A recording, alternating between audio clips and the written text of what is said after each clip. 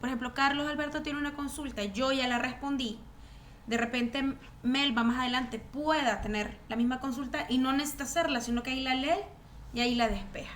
Entonces, por eso es útil el foro de consulta, ¿verdad? Porque es un foro colaborativo en donde mi pregunta puede ser que otra persona también la tenga y sirve para despejarla en caso que ya yo la tenga, ya la haya contestado. Asimismo, todas las teledocencias se van a ir sumando a ese mismo link que les mandé. De igual forma, el tema del itinerario de aprendizaje va a funcionar para todas las semanas de la misma forma. ¿Qué es importante? Bueno, que dentro de su PBA conozcan cuál es el icono con que pueden entrar a su itinerario. Segundo, que verifiquen el tema de las cookies y los accesos en sus equipos para que les permita acceder directamente a los links y a los videos, como les aparece ahí. Y que ustedes lleven así mismo también un control de bueno, hasta aquí voy. No pasa nada, si hasta ahí va, ¿verdad? No hay problema. Pero para que pueda ir teniendo un orden de cuántos videos van y eso. El sílabo, cualquier duda que ustedes tengan, ahí están fechas, están horas de entregas, el desglose de todas sus clases y todas sus asignaciones. ¿Qué más les compartí? Bueno, creo que estamos, digamos, completos de enviarles las asignaciones y los accesos. Ya las dos personas que hacían falta de ingresar, que eran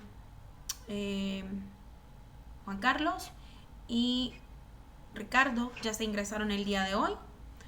Vamos a ver si no tenemos más ingresos nuevos. Los grupos, con respecto a los grupos, sí hubieron personas que me mandaron el desglose de sus grupos y algunas faltan. Como les digo, siguen ingresándose, todavía hoy se ingresó un alumno más, entonces voy a esperar el día de mañana para de esa forma poder distribuirlos, porque si por ejemplo me cayó un grupo que solo eran 3 personas, entonces hay que complementar de acuerdo a la cantidad total que tengamos, definir la cantidad de personas por grupo.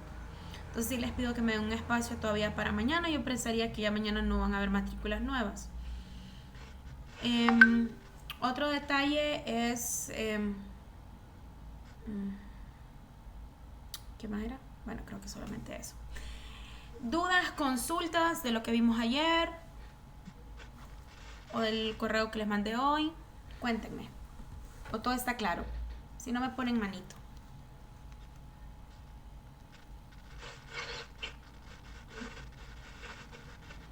Ok. Si no hay dudas y consultas, entonces muy bien, dice William que está todo claro. Perfecto. Entonces, vamos a tener el descanso a mitad de jornada, a las 7, 7:05, dependiendo de cómo vayamos avanzando. Entonces voy a comenzar a proyectar la presentación para que oficialmente comencemos. Toda la pantalla, compartir.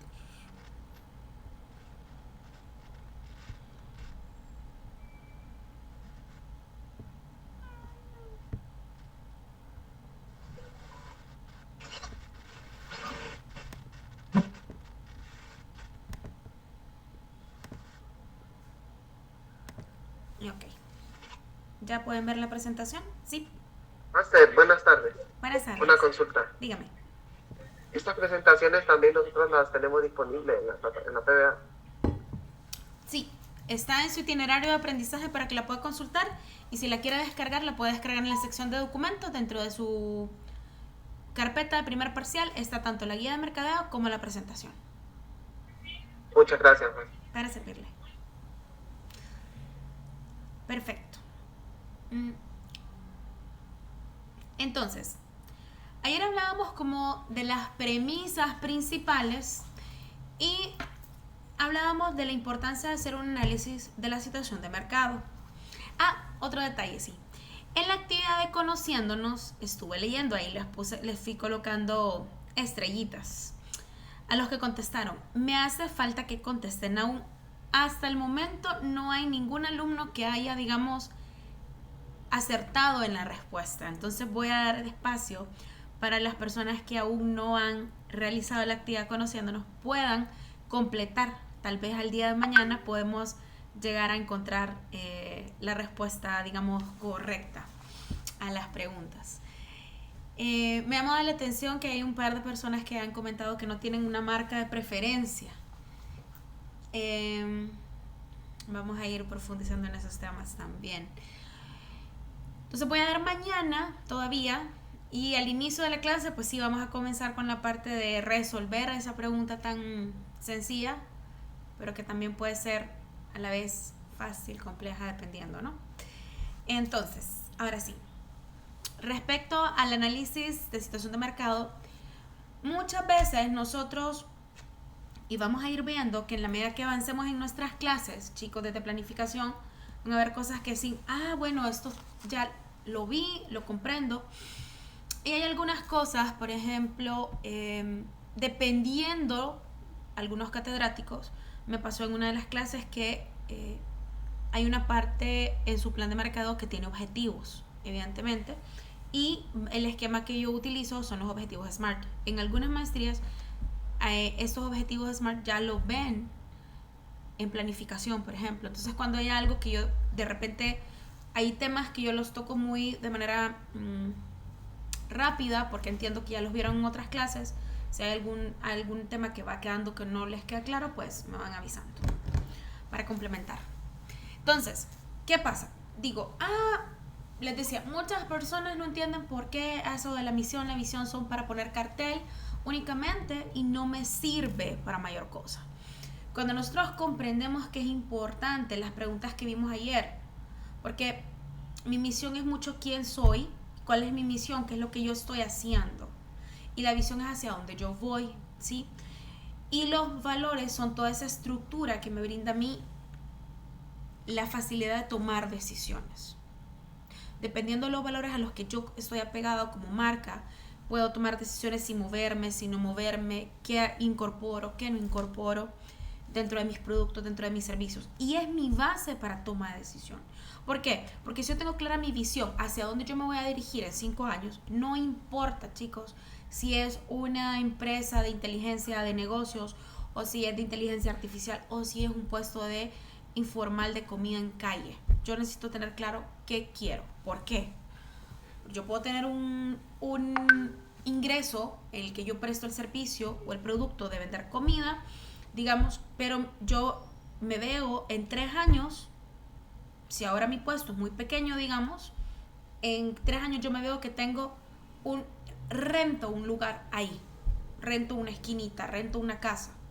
Yo tengo que tener mi claridad hacia dónde yo me voy a dirigir.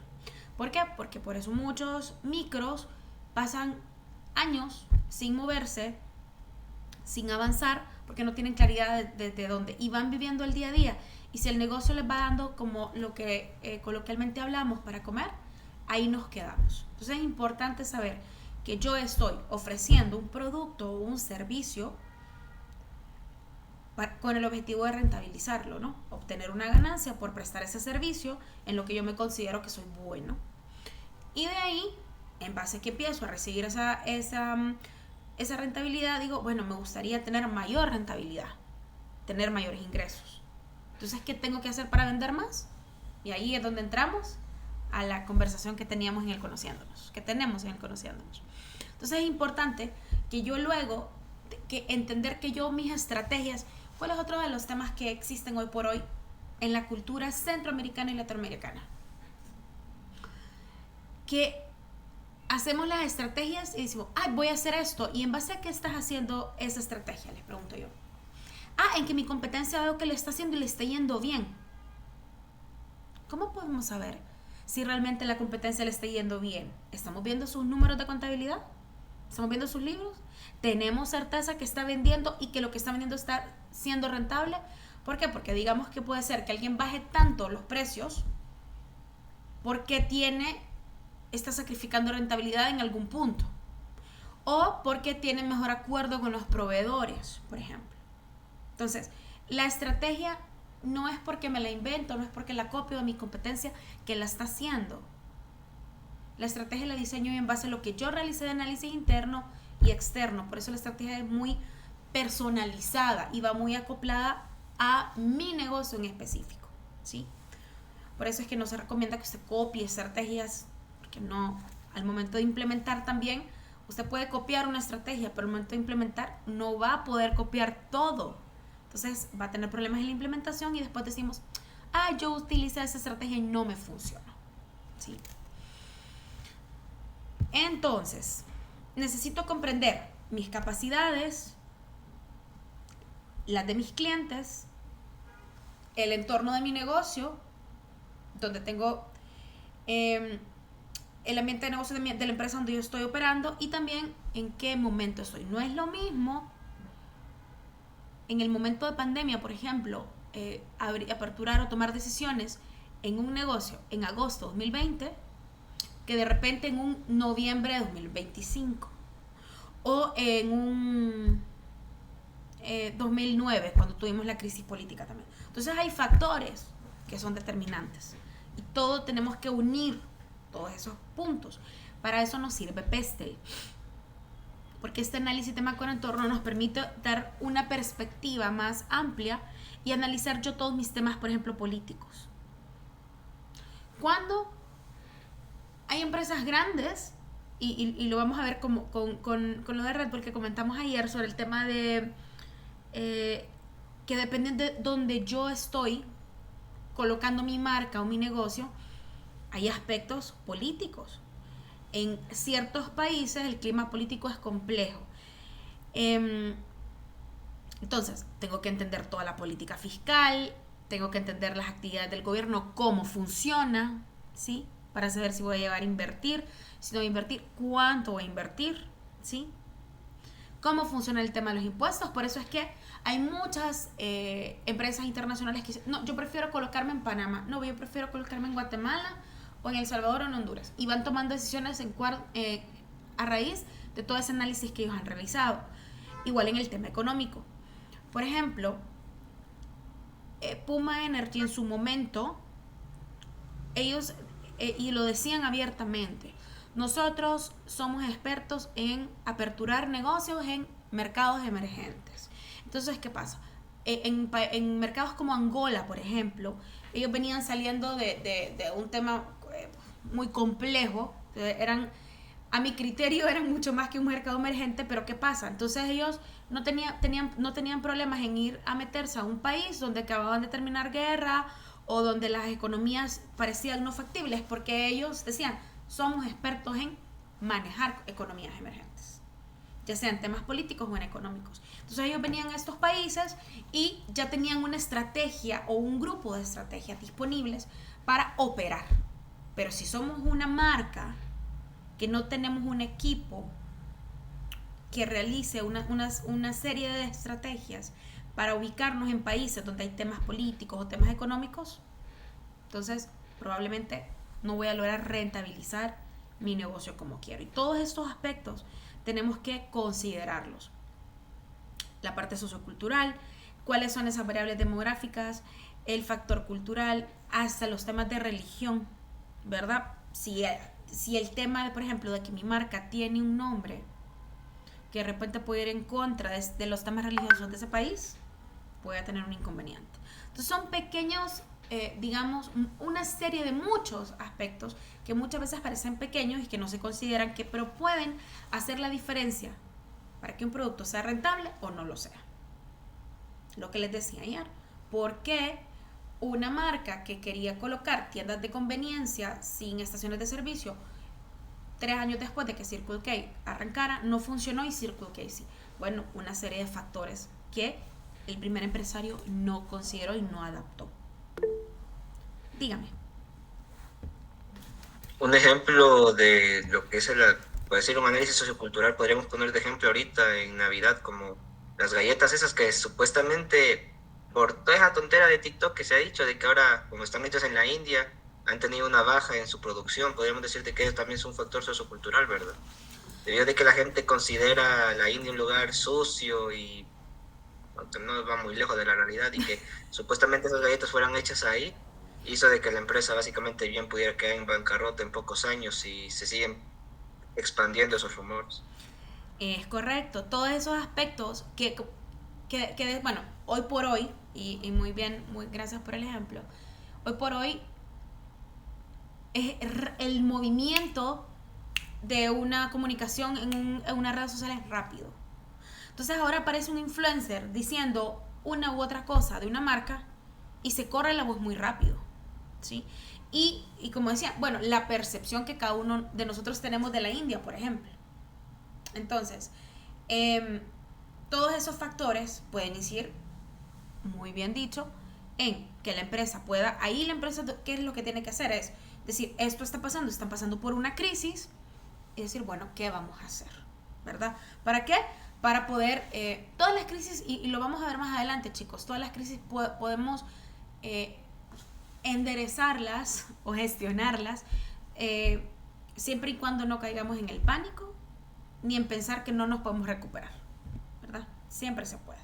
Hay estrategias, hay maneras para poder avanzar, pero que es importante. Cuando yo realizo estos análisis del macroentorno, yo puedo anticipar muchas cosas y decir, bueno, esto puedo hacer diferentes consideraciones al momento de hacer mis estrategias. Igual la parte tecnológica, imagínense que usted va y quiere ir a colocar una operación a un lugar donde no hay acceso o no hay infraestructura para internet, por ejemplo, o es muy inestable, ¿sí? Entonces necesito entender si voy a poder conectarme, qué necesidades tengo yo a nivel de tecnología. Si hay zonas donde definitivamente no se puede, o es más complejo, o tengo que invertir mucho más, o si ya hay una estructura, por ejemplo, si ya cuenta ese sitio, esa ciudad con una infraestructura, me es más rentable moverme a esa ciudad que a otra, por ejemplo. Igual en la parte ecológica, hoy por hoy la parte ecológica, en la parte tecnológica, digamos, dependiendo, o sea, sabemos que hay ciudades que son muchas más tecnológicas y que puede significar una mayor facilidad y menor cantidad de inversión para moverme a una ciudad que a otra. En el tema ecológico, por años no fue un factor que las organizaciones se negaban a verlo como importante. Pero creo yo que con la película de Procter & Gamble, que ellos, la de Eric Brockovich, no sé si la lograron ver, el famoso tema de P&G con la demanda de toda la contaminación que ellos estaban haciendo en sus fábricas y todo como tenían la comunidad dañada a niveles bastante serios. Entonces, en base a que fueron pasando eso, no solo le pasó a Procter & Gamble, fueron muchas organizaciones que entendieron que era necesario tener una persona en el gestión ambiental para ver las políticas ambientales dependiendo de dónde tenían sus fábricas, dónde estaban operando. El tema del reciclaje, creo que se ha hecho una labor por algún segmento de la población que nos ha permitido ir concientizándonos a nivel mundial sobre el tema ecológico ambiental, la parte del reciclaje, cuáles son las tendencias de consumo, que nuestros procesos de producción tienen que ser limpios, ¿sí? En el sentido de que buscar la menor cantidad de desperdicios y el menor impacto ecológico en nuestras áreas donde tenemos plantas de producción y operación en general, ¿no? Y entender los riesgos naturales de todo tipo, ¿verdad? Entonces, con los años, cada vez ese tema en las empresas grandes ya tenemos personas que están en los temas, viendo los temas ambientales y cuidando la organización, porque al final, ¿qué pasa? Vienen los temas legales, hay temas de demandas, y realmente que una demanda de un grupo de personas puede significar, dependiendo de la organización, una quiebra inminente para una marca. Entonces, están como muy, al final lo que les decía ayer, todas las áreas, chicos, de una organización debemos de cuidarnos porque somos todos una familia, pertenecemos a. Y uno de los grandes inconvenientes que tenemos en algunas culturas es que hay departamentos que quieren jalar solamente por su lado y olvidar el beneficio del lado de los otros, ¿sí? Entonces, vaya, un ejemplo sencillo es muchas veces las personas de créditos o finanzas o contabilidad, dependiendo del tipo de empresa, pelean mucho con el área comercial. Sí, que los de ventas no cuidan, que los de ventas solo saben gastar, que los de comercial esto, lo otro. Y los de ventas, o con los que manejan los clientes, sí, que créditos me para el crédito, que el cliente está parado, que no es el desembolso. Y entonces estamos. Y entonces está constantemente el ejecutivo de comercial discutiendo en pelea con el de créditos o el de finanzas. Y dice, no, y los de finanzas dicen, no, es que yo estoy cuidando el dinero de la organización. Y el otro dice, no, yo estoy cuidando el cliente es el que trae el dinero. Y entonces empiezan. Y yo digo, ¿cómo es posible que esos dos ejecutivos no comprendan que están en el mismo barco remando hacia el mismo lugar? Y que no comprenda el de créditos que ese cliente, que muchas veces parte de las recomendaciones que se hacen es, chicos, no solo los de comerciales, no solo el de mercadeo, el de ventas, tiene que tener habilidades blandas. Muchas veces, más bien las áreas de finanzas u otras áreas que no tienen contacto con el cliente también necesitan desarrollar esas habilidades. Porque al final, de uno u otro punto, hay contacto siempre, yo les digo, con cliente interno, o si no, hay organizaciones donde el cliente externo tiene un punto de contacto, aunque el punto de contacto con el de crédito sea corto, versus el tiempo que tiene de tiempo de contacto con el de ventas, es importante formarlos a los dos. ¿Por qué? Porque tenemos áreas en las organizaciones donde hay mucha habilidad dura, mucha habilidad técnica, pero no hay habilidad blanda. Entonces, dice el de ventas, yo qué paso cuidando al cliente y llega a créditos y me lo tratan mal. Entonces ahí es complejo. Entonces, para este tipo de análisis de macroentorno nos permite tener una perspectiva amplia de toda la organización. La famosa, digamos, lo que nosotros conocemos como 5 Cs, una de las 5 Cs, es tener claridad de mis clientes. ¿Quiénes son mis clientes? ¿Quiénes me están comprando? En muchos estudios, bueno, a lo largo de los años, hay organizaciones que creen que sus clientes son unos. Y cuando hacen estudios, se dan cuenta que sus clientes, los que realmente les están comprando, son otros. Entonces es importante tener claridad. ¿Sé yo como marca quién me está comprando? ¿Por qué? Porque cuando hay marcas como Nike, las que ustedes mencionaron, Coca-Cola, Huawei, Samsung, Apple, parte del gran éxito de estas marcas que nosotros admiramos, y lo vamos a comprobar al final de la clase, en la medida que vamos avanzando, y se me dicen, ¿cuál es el mayor éxito? Bueno, parte de ese gran éxito es que tienen claridad de quiénes son sus clientes. Y si yo sé quiénes son mis clientes, puedo indagar, profundizar a conocer mis clientes, qué les gusta, qué no les gusta, e ir más allá, que es exactamente lo que ha hecho Coca-Cola. Ir más allá de conocer a sus clientes, ¿verdad? Entonces, hablamos sobre mis clientes, la compañía, el contexto, cuáles son los competidores. Y cuando hablamos de colaboradores, aquí se incluyen toda persona que está, digamos, relacionada. Aquí van colaboradores, proveedores, la comunidad, incluso la ciudad. Hay muchas, en Estados Unidos se da mucho esto, que hay ciudades que en los 60s ciudades que vivían de que habían una o dos fábricas, y eso era el sostén de esa ciudad. Esas fábricas, por temas legales o ambientales, se mueven de ciudad, y evidentemente la ciudad tiene una baja significativa a nivel económico.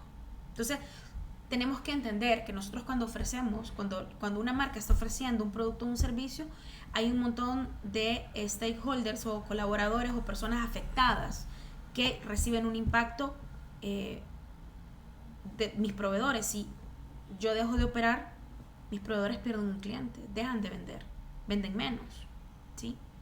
Entonces, cuando nosotros creamos y analizo mis debilidades, mis amenazas, mis fortalezas, mis oportunidades, y yo hago cruce y hago lo que llamamos el DAFO, entonces yo puedo decir, bueno, ¿cómo esta debilidad que yo tengo y esta amenaza puedo contrarrestarlas con mis fortalezas y estas oportunidades que tengo? Entonces es un proceso que se hace con las organizaciones, para entender que es verdad que hay amenazas y las amenazas las tenemos en todos los rubros, están las amenazas, chicos. Pero ¿qué hacemos? Entender que tenemos fortalezas, ¿verdad? Y oportunidades con las que yo puedo contrarrestarlas. Entonces, igual, dentro del análisis FODA o DAFO, buscamos la debilidad, ¿verdad? Entender que esta debilidad de no tener, por ejemplo, no tengo una cartera de clientes consolidada, definida, ordenada. Porque hay algunas organizaciones, bueno, hoy por hoy, chicos, hay sistemas o CRMs para micros, medianos, para pequeños, medianos y grandes empresas. Diferentes precios, precios muy accesibles, con el objetivo de poder recopilar información de mis clientes, consolidar mis clientes, digamos. Entonces, yo necesito entender cuáles son esas debilidades que yo tengo. Bueno, no tengo ¿cómo puedo solventarlo? Aún con una inversión baja. Que tengo cuentas con escasos recursos de inversión y presupuesto limitado. Bueno, el tema del presupuesto limitado es una característica en general en ciertas economías. En mercadeo, yo en 21 años no he trabajado en un sitio donde me digan, Arlene, tu presupuesto es ilimitado. Siempre el presupuesto es limitado, ¿sí? Y cada año, si las ventas no llegan a donde debemos ya llegar y no cumplimos, los presupuestos van hacia abajo. Entonces, bueno, tenemos que ver con el recurso que tenemos qué podemos realizar. Por ejemplo, ¿qué fortalezas puedo tener? Bueno, yo tengo mis acuerdos con proveedores para adquirir equipos y tener mi stock siempre lleno, lo que les decía el día de ayer con Circle K. No es lo mismo que venga Juanito Escarcha a querer hacer un acuerdo con Cervecería Hondureña, que venga don Eduardo, el dueño de Intur, a querer decirle, sabes que te voy a comprar aún más refrescos porque voy a poner una cadena de 40 Circle Ks. Entonces ahí es una fortaleza de negociación que tiene un Eduardo, pues que no tiene Juanito Escarcha, ¿sí? Puede ser que la mejor cualificación frente a la competencia. ¿Por qué? Porque a nivel de cualificación hay empresas, por ejemplo, en el aspecto con la ESO, como la ESO Oil Standard era de Estados Unidos, entonces ellos, los que operaban desde Honduras, ellos mandaban a sus ejecutivos, por ejemplo, a formarse a Estados Unidos. En los tiempos de DIPSA, las personas que manejaban Super 7, por ejemplo, tienda de conveniencia, no tenían acceso a ir a esos eventos. Entonces, para la gente que venía de la ESO, traía esa fortaleza de tener una mejor cualificación frente a los ejecutivos que habían manejado Super 7 desde que era DIPSA. Análisis externo, las amenazas. Puede que estén abriendo nuevas tiendas, lo que le está pasando a Expreso Americano con el ingreso de Starbucks, por ejemplo. Está entrando otra marca, y es una marca fuerte, es una marca sólida, una marca agresivamente a nivel de mercadeo, que lleva muchos años en el mercado. Entonces, claro, todos los cambios que ustedes, no sé si tengo aquí clientes frecuentes de Expreso Americano, hemos comenzado a ver un movimiento en el último año y medio de una serie de cambios. ¿Por qué? Porque está entrando Starbucks, o bueno, en San Pedro Sula ya entró, y entonces, obviamente, para que ellos operaran en San Pedro, ellos están con este proceso desde ya hace un par de años, ¿no? Entonces, claro, y me llamó la atención porque los que somos de Tegucigalpa, hay un lugar acá, una calle donde piensan colocar Starbucks, por ejemplo, que ya tienen el rótulo, y hay una línea donde hay un par de cafés, y hay uno de ellos que, digamos que yo lo frecuento con bastante regularidad. Y entonces me llamó la atención que hasta acá, ellos tienen unas sillas que a mi criterio eran como incómodas, pero el café era muy bueno. Entonces yo decía, bueno, lo logramos. Decía yo, bueno, está bien. Pero ¿qué pasaba? Con la llegada en la misma calle de que iban a colocar Starbucks, hasta las sillas cambiaron. La última vez que fui yo, muy bien. Ahora tienen sillas dignas, cómodas. Y después, sí, les estoy diciendo que a 4 casas, o sea, en la misma línea, Expreso Americano abrió un Expreso Americano con la nueva imagen, muy bonito. Entonces, Las amenazas, y dependiendo, muchas veces lo vemos como negativas, pero tanto a los clientes muchas veces nos beneficia y como organización también nos sirve porque no permite que yo me duerma en los laureles como marca. ¿Cuántos años Expreso Americano estaba consolidado acá, en Honduras? Que incluso Starbucks había hecho muchos estudios hace muchos años y decía, no vemos muy rentable. Por algún motivo, tomaron la decisión de ingresar al mercado hondureño y bueno, Expreso Americano empezó a tomar sus decisiones y hacer los cambios que ellos han considerado para no perder su mercado, ¿sí? La parte de oportunidades, hay un sinfín. Por ejemplo, yo puedo decir, no, yo puedo crear ofertas, promociones, y puedo crear otro tipo de producto complementario dependiendo de lo que voy. Eso lo vi mucho en sus respuestas, como, no, yo haría esto, le pondría acá. Ok, ¿cuántas oportunidades realmente hay? Una de las ventajas que sirve, por ejemplo, que los empresarios, no sé si aquí tengo alguien que tenga negocio propio, que me levante la manito o que me indique. Parece que no. Bueno, una de las ventajas de estos viajes que se hacen, incluso si vamos a ferias, si trabajamos en algún sitio y nos mandan una feria en Europa o nos mandan una feria en Estados Unidos, es poder ver ampliar nuestra mente a nuevos niveles de oportunidades, ¿sí? Porque muchas veces considero que a nivel latinoamericano y sobre todo centroamericano nos quedamos cortos. Hay mucha oportunidad y escuchamos en la calle que dicen, es que en Honduras es un país que no hay oportunidad. No sé si lo hemos escuchado. Y en realidad es un país donde hay mucha oportunidad para ofrecer productos y servicios. No digo que no hayan retos, pero hay oportunidades. Pero muchas veces tenemos la perspectiva tan pequeña que no nos permite ver el panorama completo.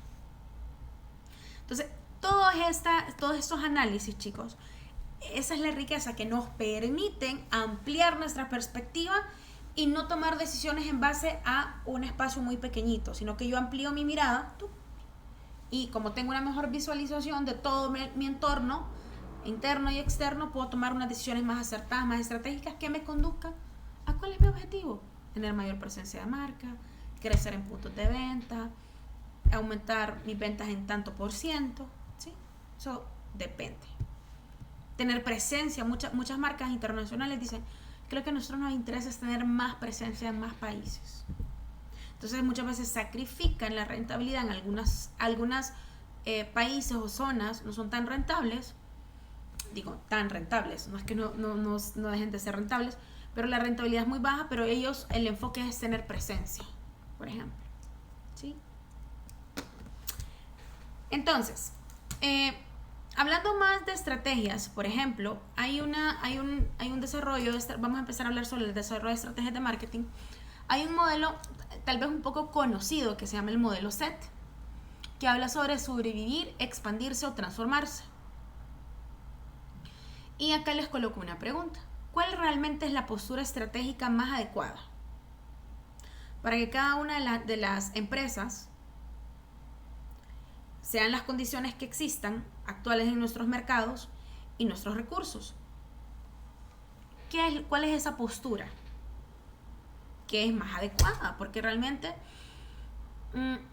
si nosotros vemos la postura, por ejemplo, de las organizaciones de Estados Unidos, son posturas muy agresivas, muy estratégicas, muy rápidas, muy diferentes a algunos mercados en Europa, digamos, que son un poco más relajados en ese aspecto, ¿sí?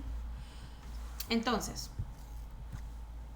cuando hablamos de sobrevivir, muchas empresas, sobre todo esto yo lo he visto en micro, este modelo es un modo defensivo y más orientado a la conservación. Entonces esas empresas que dicen, no, ¿y qué tan rentable es tu negocio? Pues realmente yo lo que busco es preservar mi liquidez, la viabilidad de mi negocio, pues que sea a corto plazo, que yo sepa que por lo menos tengo para comer este mes, ¿verdad?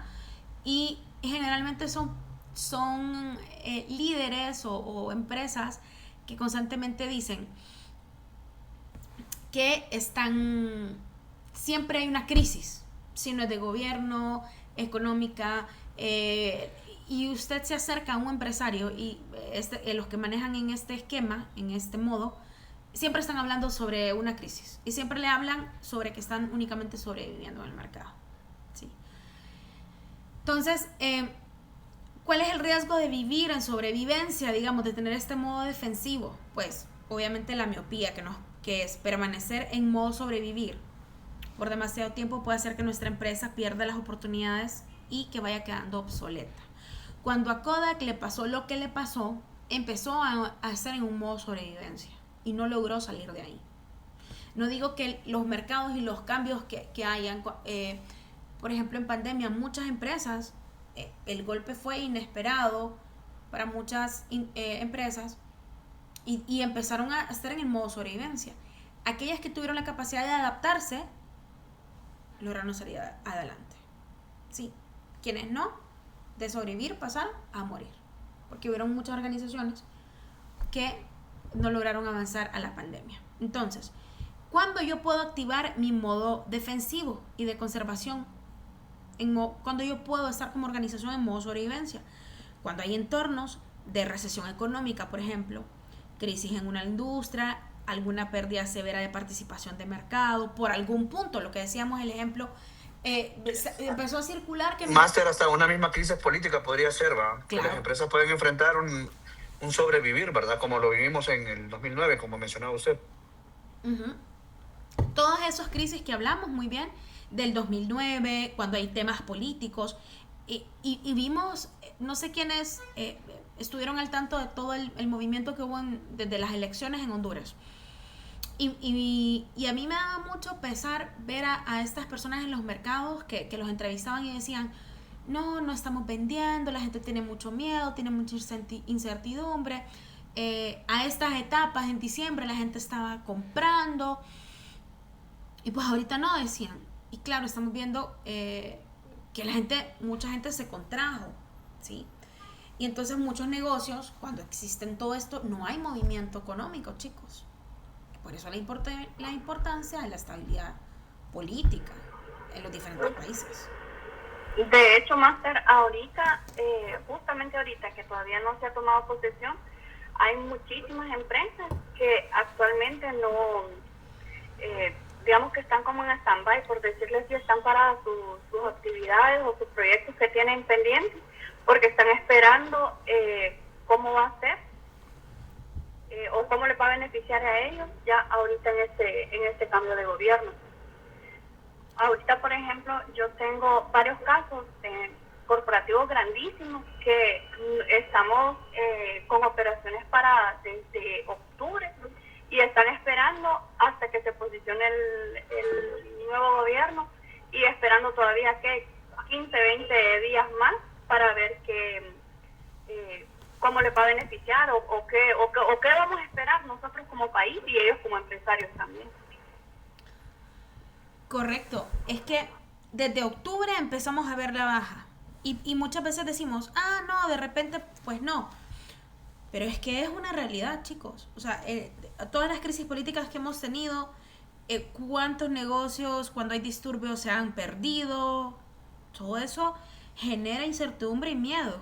Y obviamente decir, no, mejor no gasto, mejor no invierto, mejor no tomo decisiones importantes, como estaba comentándonos.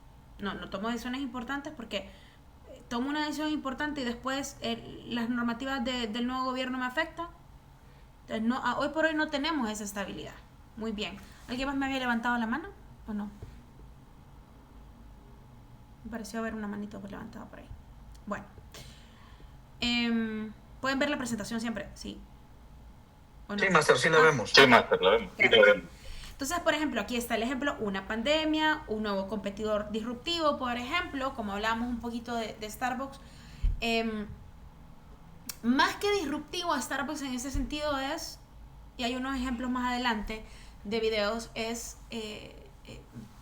obviamente el tamaño robusto que tiene Starbucks, toda cómo está afinada, y pues que Espresso Americano, tenemos que decir, ha sido vamos a decir que se ha inspirado en ellos en muchos modelos de negocio, ¿verdad? Hace muchos años.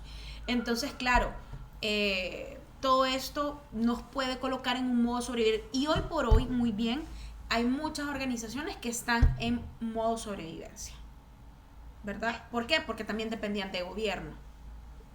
¿Sí? ¿Sí? ¿Alguien me va a decir algo? De hecho, Master, hay varias instituciones o varias empresas que su porcentaje de ingresos era, digamos, del 70-80% que dependían de proyectos del gobierno, que hoy por hoy, con el comunicado que mandó el presidente de que se detuvieran todo tipo de créditos, todo tipo de proyectos que se tuvieran con el gobierno. Yo hablo de las instituciones financieras, ¿verdad? Uh-huh. El comunicado que ellos mandaron, estas empresas están ahorita que, por ejemplo, cerraron en 2024 en negativo, sí, en todos sus estados financieros. Sí. Hay es correcto, es que hay muchas empresas que tienen muchos acuerdos con diferentes partes del gobierno que han dependido y miren, ahí se han quedado en ese modo de decir, aquí tenemos rentabilidad, pero ¿qué pasa cuando yo dependo solamente de un cliente, chicos? O viceversa, dependo de un solo proveedor, entro en aprietos y empiezo a tener números rojos. Entonces yo tengo que tener claridad de eso. No puede ser que yo tengo 3 clientes, pero me quitan uno y yo quedo en modo sobrevivencia. Todo eso y claro, mientras nos esté yendo bien, esas cosas no se ven. Pasan situaciones como estas y nos empezamos a ver en aprietos. Y ahorita hay mucho movimiento de eso. Usted habla con alguien, quiere hacer un negocio con alguien, no, es que estamos esperando primero los resultados, no, es que estamos esperando las elecciones, no, que estamos esperando los resultados. Ahora que estamos esperando la toma de posición porque había muchos rumores de que no querían entregar y todas esas situaciones, ¿verdad? En fin, más allá de estar a favor o en contra de un gobierno, que en lo personal soy apolítica, es entender que son factores que en la parte corporativa nos afectan directamente, ¿verdad? De una u otra manera a todos. Entonces, ¿sí? Ok. Entonces, no es recomendable, o sea, cuando nosotros llegamos a un punto que empezamos a observar que necesitamos contraernos de repente y empezamos a nada más preservarnos, es decir, bueno, entender que debe ser una etapa y que no puede ser prolongada, porque me puede volver a mí quedarme atrás. Entonces, luego yo puedo estar dentro de mi estrategia. Mi estrategia puede ser, en vez de decir, no, me voy a contraer en este momento por la situación que hay de pandemia o por la situación política, yo puedo más bien decir, bueno, yo me voy a expandir. Como les decía, hay marcas, hay empresas que son expertos en manejarse en mercados emergentes, que dicen, en estos países de latinoamericanos, yo veo rentabilidad, me voy a expandir en esas zonas. Hay muchos ejemplos. Entonces, ahí yo me vuelvo en modo ofensivo. Quiero crecer, me quiero expandir, aumentar mi participación en el mercado. Si antes yo vendía al 40% de todo el segmento, quiero vender a un 45%. Quiero aumentar mis ingresos, mejorar mis márgenes de rentabilidad, ¿sí? ¿Por qué? Porque antes traía mis insumos de un lugar, pero ahora pues voy a traer mis insumos de más cerca, entonces puedo aumentar mi rentabilidad, o voy a ampliar mi gama de productos, ¿sí? Crecer de una manera, sea orgánica o inorgánica, ¿sí? Entonces, ¿cuándo yo puedo activar mi modelo, esta parte de expandirme? Cuando mi empresa tiene una base sólida. Por eso, cuando yo escucho muchas veces algunos alumnos o cuando trabajamos con consultorías, que empezamos siempre de las bases. Porque yo necesito llegar a tocar las bases a ver cómo está esas bases. Entonces, como consultor, yo llego como con esos martillos y empiezo a ver las bases y empiezo a ver cómo están esos reflejos de esas bases. Entonces, si una empresa tiene una base sólida, un por qué, un para qué sólido, unos valores sólidos, Entonces yo puedo ahí empezar a pensar en expandirme. Muchas empresas, porque tienen rentabilidad, empiezan a expandirse de manera muy rápida sin entender que no tienen esa base sólida. Y esto es sencillo, chicos. Es que usted quiera meterle una segunda planta a una casa que no tiene las bases estructurales para una segunda planta. ¿Qué va a pasar? La primera planta le funciona bien. Usted se quiere expandir y hacerle una segunda planta, le va a caer encima la casa. Y decimos, ¿quién haría eso? De hecho, mucha gente que tiene plan a futuro de construir una casa segundo piso, pero que ahora pues solo puede construir el primero, deja todo estructurado para una segunda planta a futuro. Y mucha gente dice, no, yo dejé mi casa lista para un segundo piso. Sí, ¿no? A nivel de construcción es muy fácil. Digo, ¿qué nos cuesta entender que funciona de esta misma manera a nivel empresarial? Si yo tengo una estructura para atender 3 agencias, y yo me quiero expandir a tener 9 y quiero cubrir las 9 agencias con el mismo personal y los mismos recursos con que atiendo 3, se me va a caer encima el modelo. En vez de expandirme, voy directamente al fracaso.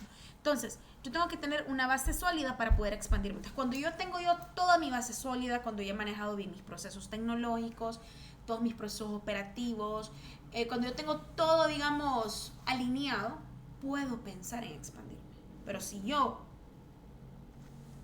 tengo mis bases tambaleando y tengo una etapa en la que estuve sobreviviendo porque un cliente se me fue y ese cliente me representaba el 60% de mis ingresos, pues ahí no estoy listo para esto. Todo movimiento tiene un riesgo, chicos. No es que no exista un riesgo. Lo que pasa es que muchas veces hay riesgos que son más notables y otros que son menos notables. Entonces, ¿cuál es el riesgo de cuando yo estoy en modo expansión?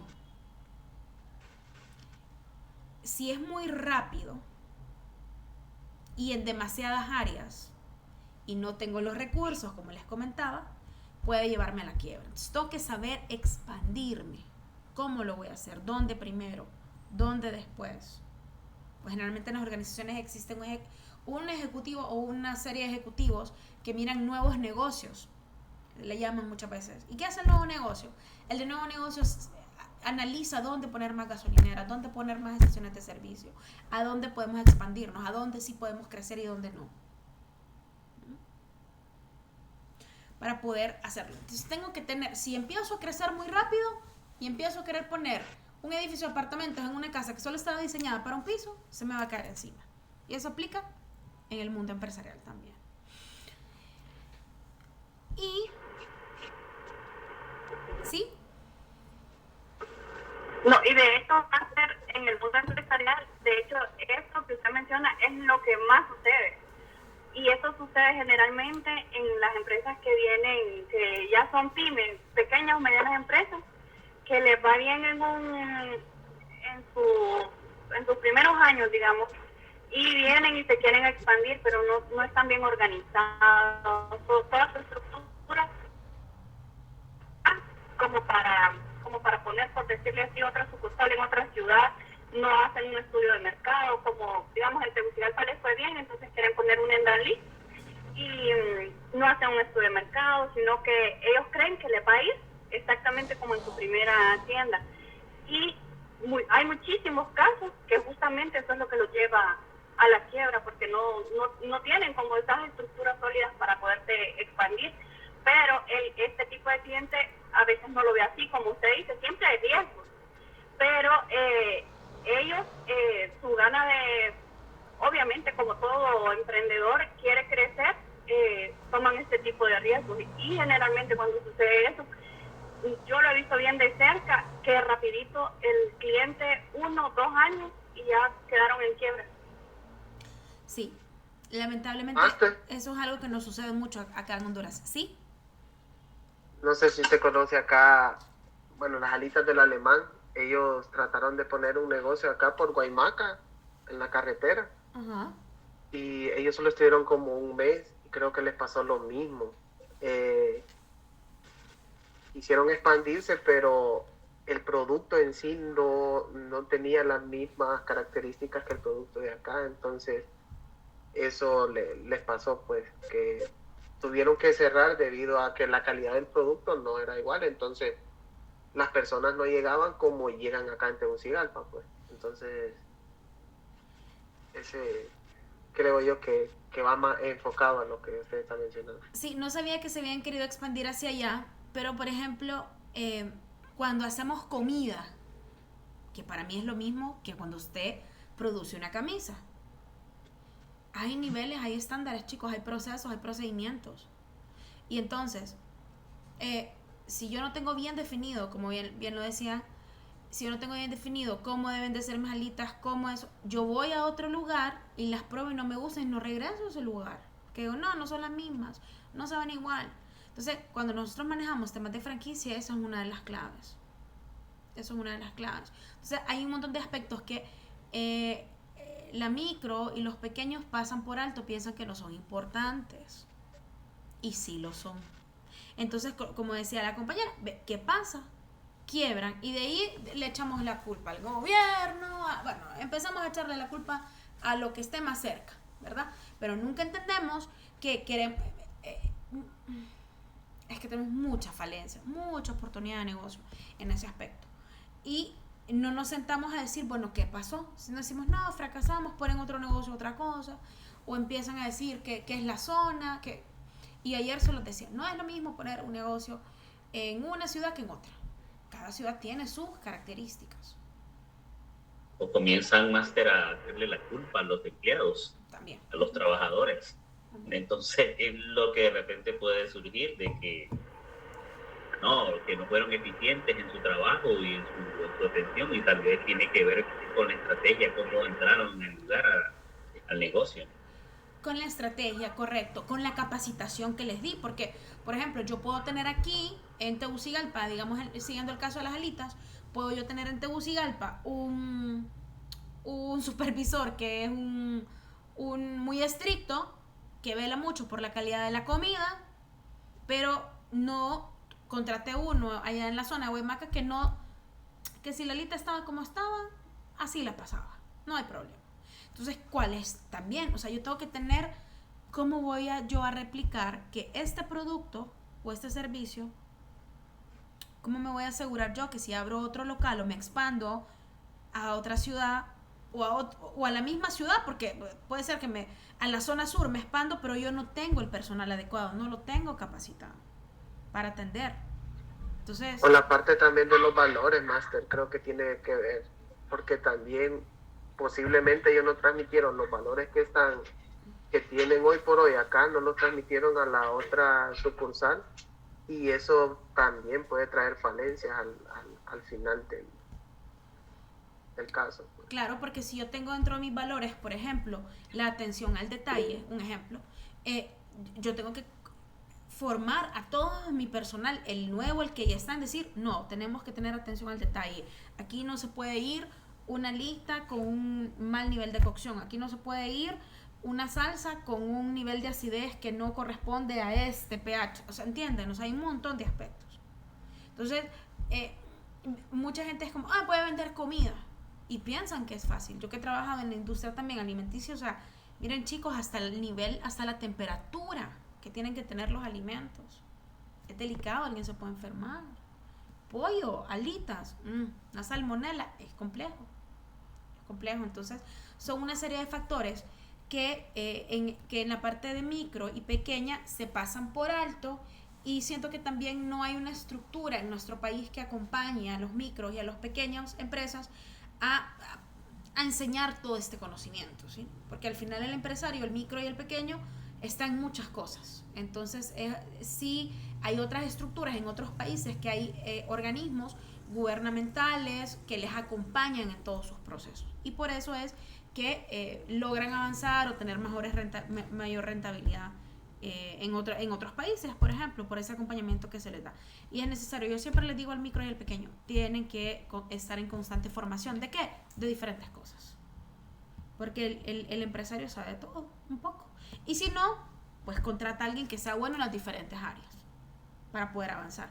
Porque esto que decíamos, y eso es una realidad. Yo he visto empresas grandes que se expanden a otros países y tambalean. Por lo mismo que puede tambalear un pequeño o un mediano.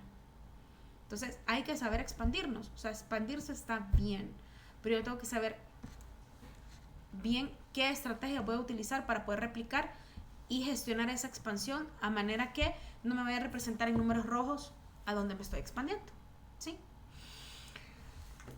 Cuando yo hablo sobre transformarse o transformarme o transformar la organización, hablo a nivel disruptivo, diferente, una reinvención. Voy a cambiar por completo lo que estoy haciendo y voy a invertir en ideas absolutamente nuevas, innovadoras, disruptivas o en áreas que no se habían explorado antes. En pandemia se abrió mucho esa transformación, esa expansión, nuevos negocios que entraron, nuevas necesidades que se fueron dando. ¿Sí? ¿Alguien quería opinar? Es que no les veo, no los logro ver porque ahorita me salía la pantalla, entonces solo estoy viendo la presentación. Por eso es que no logro ver si alguien quiere hablar. Solo si ya habilitan el micrófono, ahí escucho. Pero bueno. La parte el tema de la transformación, bueno, es decir, ¿cuándo yo puedo activar ese tema? Bueno, si hay un tema tecnológico, por ejemplo, con el nuevo ingreso de la inteligencia artificial, ¿sí?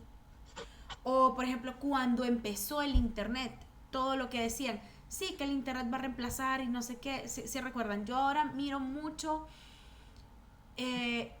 todo lo que se dice de la inteligencia artificial, se decía casi mucho similar en el tiempo que empezó a aparecer el Internet, ¿sí?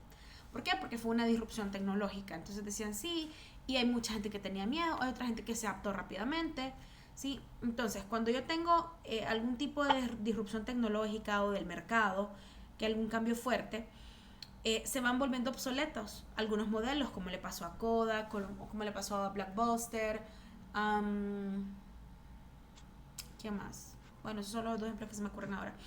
Entonces, vaya, aquí está el ejemplo de la digitalización, al cambio, al tema de que ya hay un montón de organizaciones que ya todo lo manejan a nivel digital, por ejemplo. Entonces, Master, ¿sí? creo que ahí en ese tema de transformación podríamos hablar, por ejemplo, ya viéndolo a nivel macro, bueno, importante referirnos a nivel micro, como usted decía, las pequeñas y medianas empresas, pero podemos hablar de un Banco Atlántida comparado a un Banco Honduras, hablando de marca, yo no propio hablar de la marca. Uh-huh. Si encontramos un back Credomatic, vemos que, bueno, no sé cuántos han tenido la experiencia, existe una buena experiencia al cliente a través de las herramientas tecnológicas que ellos utilizan. Entonces, ¿qué hizo un Banco Atlántida hace poco? Innovar, transformarse para llegar a competir y estar dentro del campo de competición en el área de banco y financiera. Entonces, en ese caso, ellos tuvieron que transformarse, cambiar plataforma, innovar para poder también estar de punta pues al momento en que están, ¿verdad? Entonces yo creo que esa parte sí cabe mencionar. Sí, el ejemplo de Banco Atlántida es un ejemplo que como grupo, digamos, empezaron a entender y dijeron, bueno, ponemos farmacias. Si Grupo Financiero Ficosa tiene la Kielsa, pues yo voy a poner mi Farma Fácil. Si Grupo Financiero Ficosa tiene acciones en la colonia y tiene ese supermercado, yo voy a venir y voy a poner mi Supercop, por ejemplo. Su Supercop, correcto. Entonces empezaron a hacer esa transformación. Un Dilo también, correcto. Así, ajá. Entonces, definitivamente dijeron, ellos se vieron en la necesidad de decir, yo creo que ya necesitamos empezar a hacer a ampliarnos. Y empezaron a ver, y les voy a decir que, pues por conocimiento de personas que trabajan dentro del grupo en general, ha sido muy beneficioso. Los empleados se sienten orgullosísimos de decir que ya tienen un supermercado. Y la colonia ha tambaleado, por lo menos en Tegucigalpa, ha tambaleado mucho con el ingreso a Supercop, ¿verdad? Por el tema de los descuentos, a un supermercado muy ordenado, una serie de situaciones. Entonces, ¿qué pasa? Ellos, digamos que como grupo entendieron cosas que no habían estado entendiendo y que realmente pues tienen la inversión para hacerlo. También eso es otro aspecto importante. Y aquí lo dicen, cuando ya el modo expandirme ya no me van a generar crecimiento real. ¿Qué les quiero decir? Por más que Atlántida quisiera poner más agencias, eso no les iba a generar más crecimiento. Sí, correcto. Sí, ya era como, ¿qué? ¿Poner más agencias? No. Entonces dicen que yo no pongo, me expando. Y es decir, ya no voy a vender más de este producto porque ya hasta aquí, digamos, he evaluado. Entonces ingreso y vendo este otro producto alterno, ¿sí? Que es una manera también. Decir, ahora ya no solo vendo este producto, sino que vendo A, B y C. Y voy creando, digamos, una cadena de valor para mis colaboradores, para mis clientes, porque si mis clientes compran aquí, les doy beneficio allá. Y hay muchas maneras, chicos. Y ahí es donde nosotros a nivel comercial podemos ser tan creativos como queremos. O podemos, o nos los permite ser nuestra creatividad. Entonces, cuando nosotros realmente queremos crear una ventaja competitiva, completamente el modelo, la manera de hacerlo es que yo tengo que transformarme. Vimos muchas transformaciones, pienso que hay muchas empresas, excelente ejemplo, gracias a este de Atlántida, en donde vemos que el mismo Amazon pasó por procesos de transformación, y está bien decir, no, es que yo empecé como esto y así tengo que morir. No. Hay muchos ejemplos que nos permiten, algo que yo también recomiendo mucho a las personas que están, bueno, en general, chicos, si nosotros estamos en un puesto de trabajo, como un gerente de operaciones o como donde sean que estén, hay que educarnos, hay que leer. Hay muchos libros que nos hablan de todo esto, que nos permiten también ampliar y poder llevar, porque al final todas estas decisiones corporativas, atrás que hay ejecutivos que están apostando a decir, no, queremos vender más, queremos tener mejor presencia en el mercado. Y ya poner más agencias no nos está funcionando. Entonces, recuerden que es un barco y todos somos parte de ese barco a nivel organizacional, ¿verdad? Y al final que todas estas empresas, por ejemplo, que exista una nueva marca fuerte como Farmafácil, digamos, lo puedo hacer por lo menos en Tegucigalpa, hace que las otras que la competencia diga, wow, ¿qué hago? Entonces, la competencia es sana. Yo siempre digo, la competencia es sana. Nos permite también movernos y mejorar mucho a cada uno de nosotros. Entonces yo no veo la competencia como negativa. ¿Hasta dónde vamos? ¿Dudas, consultas? Pero ya son las 7:07. Estamos bien, Master. Ok, entonces son las 7:07. Entonces vamos a dar los 10 minutos de receso. Vamos a parar la grabación.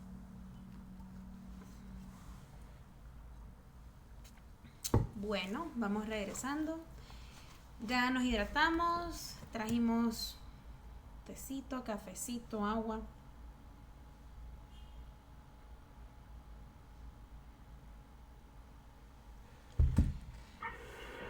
Qué bueno fuera, Master. Yo voy en tráfico todavía. Ay, no, qué complicado. Está en Tegucigalpa, Mills. Sí, y vivo aquí en la salida del sur y no sabes, esto es horrible. Voy por Luarque y literal esto no avanza nada. Sí, el tráfico en las ciudades se está poniendo cada vez más complicado. Sí, pero yo siento que ayer y hoy algo tiene que estar pasando porque está más exagerado de lo normal.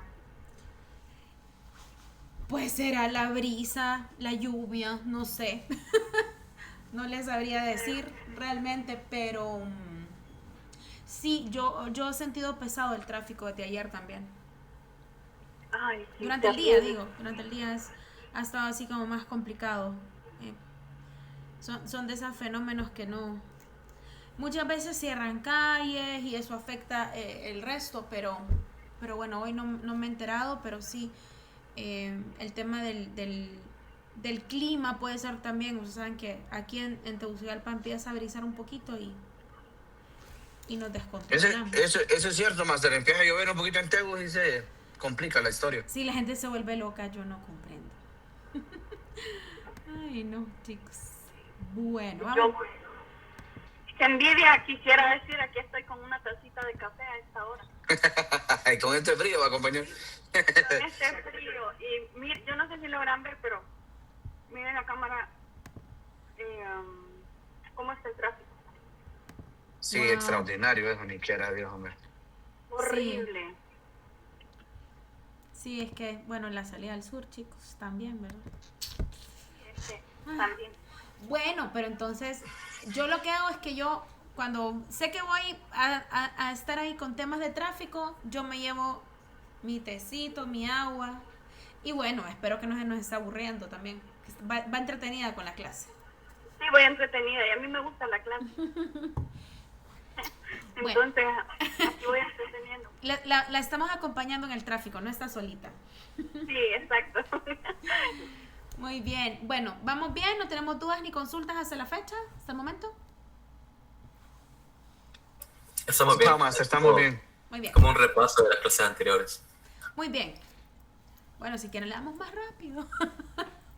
No, Master, está bien ahí, mejor despacio y un buen paso. Vaya, pues.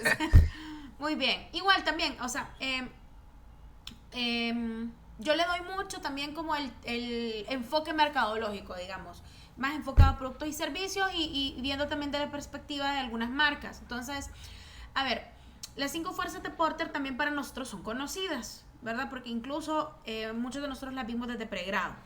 Ahora, lo que les decía, el tema de que no da equilibrio, ¿qué da equilibrio en el mercado? Pues la competencia, chicos. Sí, entonces, yo tengo las 5 fuerzas de Porter, nos hablan sobre el tema de la fuerza que tienen los nuevos entrantes, ¿verdad? Esa amenaza de tener nueva competencia en mi segmento de mercado,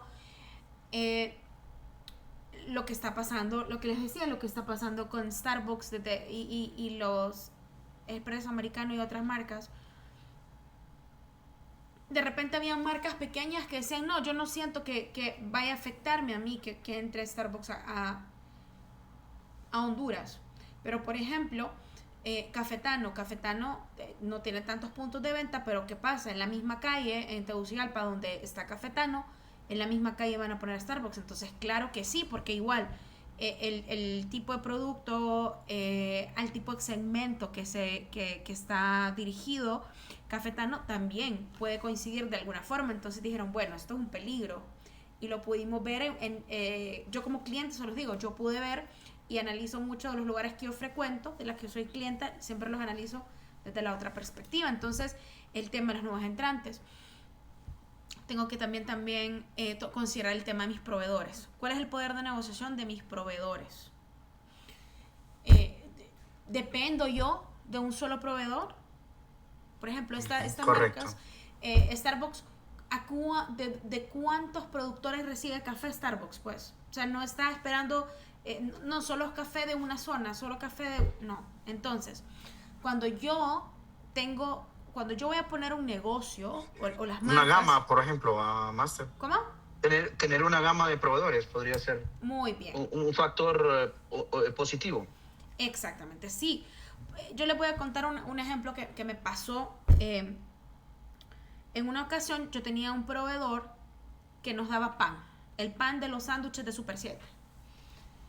Y nos daba también las semitas congeladas y las semitas de manteca y bueno, pero lo más importante, digamos, porque si no había semitas no pasaba nada, pero si no tenía pan yo como hago sándwiches, ¿verdad? Y ellos tuvieron un incidente que se les quemó su fábrica principal de producción. Entonces, a mí me llaman en la madrugada, se está quemando la fábrica del proveedor de pan. Y pues yo ya se me quitó el sueño. ¿Por qué? Porque yo decía, ¿y yo de dónde saco pan para mí todas mis tiendas al día siguiente? Entonces, ahí a Arlene al día siguiente, de las 6 de la mañana, buscando con otros proveedores quién me podía proveer, porque es el tema de que me pueda proveer a nivel nacional pan, ¿sí? Porque la operación de ellos prácticamente entró en emergencia. Entonces, es decir, si yo solo dependo de un proveedor, ¿y qué pasa con este tipo de negocios? Es que pan me puede vender mucha gente y buen pan, pero que tenga la logística de moverme el producto y que yo no tenga que estar pendiente si me va a llegar pan a San Pedro, si me va a llegar pan a Ceiba, ¿entienden? Eso es como toda esa logística. Cuando a veces la gente me decía, no, pero eso es sencillo, cualquiera te vende pan. No cualquiera me vende el pan. Aparte que nosotros en aquel momento teníamos un tamaño de pan, teníamos todo el esquema del tamaño, cómo debía ser, ¿no? Master, y a veces tal vez, bueno, aparte de la logística, pero a veces usted tiene su cliente, bueno, la clientela, ya está acostumbrado a su producto y ahí hay términos de calidad, que si el otro proveedor no tiene la misma calidad, pues vamos a tener problemas con el cliente, pues, ¿verdad? Entonces, la textura o algo otros aspectos que tenía básicamente su proveedor, pues entonces, es bien difícil, como usted dice. Entonces, exactamente, el sabor, decir, es pan, bueno, ¿cuántos de nosotros decimos, es agua? La vez pasada me decía alguien, yo no tomo agua, es agua que estás tomando porque sabe salada, y yo me quedé, ¿a vos no te sabe salada? Y le digo, no me sabe salada. Pero mucha gente es como, para mí es agua, ¿no? Pero muchas personas dicen, no, esta agua tiene ese sabor, esta agua tiene ese sabor. Con el agua, no digamos con el pan, por ejemplo, o con una carne. Entonces, ahí es donde uno debe entender qué tanto dependo yo de un proveedor, ¿sí? Y por eso es que hay muchas de estas empresas grandísimas, McDonald's, por ejemplo, chicos, McDonald's, dice, por ejemplo, dice, yo no me voy a complicar buscando en Honduras quién me va a vender papas. No. Yo mejor concentro toda mi operación, un centro de distribución a nivel de Centroamérica, de todos mis insumos, y yo ahí muevo a El Salvador, a Guatemala, a Honduras, papas, carne y todo. ¿Por qué? Para evitar ese tipo de cosas, esa dependencia local de algunos insumos, porque McDonald's no se puede dar el lujo de decir, bueno, mañana voy a servirle otro tipo de carne o otro tipo de pan, por ser una franquicia, ¿no? No se pueden dar ese lujo. Ellos tienen ya un nivel estandarizado de productos con sus proveedores, entonces dicen, no, mejor manejan centros de distribución por clúster, por países, por zonas, y ¿para qué? Para eso, porque realmente, entonces, y es donde me decía en algún punto un alumno, empecé a trabajar en McDonald's, y me dice, mucha gente me ha dicho que estoy haciendo mal. Yo le dije, estás haciendo bien, porque McDonald's es un gran maestro de cómo se maneja el tema de alimentación, estándares en cocina, estándar de producto, toda la parte de operación, cómo los capacitan. No sé hoy por hoy, pero McDonald's sí en su momento tenía hasta una universidad, la universidad de la hamburguesa, en donde mandaban a las personas por países a capacitarse de cómo debía de saber y hacerse una hamburguesa. Entonces tienen un montón de procesos que son útiles, y que, por ejemplo, yo le digo, ¿usted quiere poner un negocio de comida? Váyase a trabajar un par de meses en McDonald's, de lo que sea, que le den trabajo, y va a aprender. ¿Por qué? Porque tienen muy ¿cómo le podemos decir esto? Tienen sus procesos tan estudiados y tan bien diseñados que les permiten ser el monstruo que son, ¿verdad? Y eso es un ejemplo también, digamos, franquicias, otro tipo de franquicias, pero en el caso de McDonald's, de la manera en que ellos se manejan es muy singular en ese aspecto, y muy útil aprender de esas prácticas. Entonces, con el tema, por ejemplo, los clientes, ¿qué poder de negociación tienen mis clientes? ¿Cuántas opciones tienen mis clientes? Entonces nosotros, por ejemplo, en Honduras, ¿cuántas opciones de telefonía tenemos? Tenemos 2. Entonces, ¿qué tanto poder de negociación tengo? En ciudades como México, en países como México, perdón, ¿cuántas opciones de telefonía tienen los clientes?